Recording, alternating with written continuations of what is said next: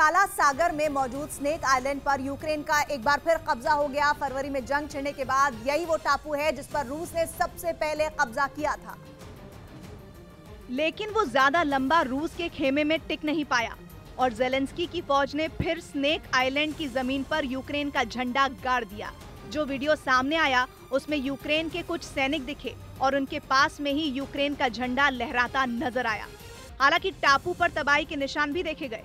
वहां मौजूद इमारत मलबे में तब्दील दिखी और उसके इर्द गिर्द यूक्रेन के फौजी निडर होकर चक्कर काटते दिखाई दिए।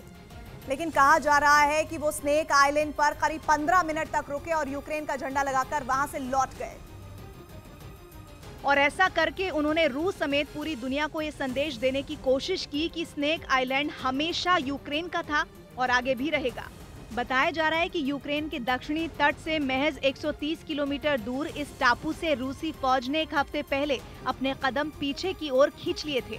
यानी कि 30 जून को पुतिन की सेना स्नेक आइलैंड को छोड़कर चली गई थी। यूक्रेन का दावा है कि उसने बेहद ताकतवर मिसाइल हमले स्नेक आइलैंड पर किए थे, जिससे घबराकर वहां तैनात रूस के सैनिक रातों रात भाग गए।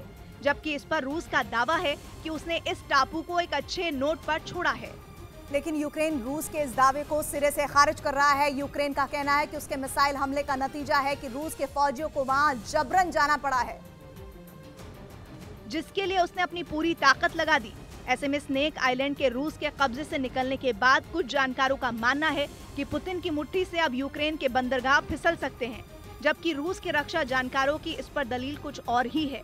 उनका मानना है कि स्नेक आइलैंड के रूस के पाले में नहीं होने से कोई खास फर्क नहीं पड़ेगा। उनके मुताबिक रूस बिना स्नेक आइलैंड के भी यूक्रेन के गेहूं निर्यात पर रोक लगा सकता है। ये टापू इसलिए अहम है क्योंकि स्नेक आइलैंड पर नियंत्रण करने वाला यूक्रेन के दक्षिण हिस्से पर 24 घंटे कड़ी नजर रख सकता है।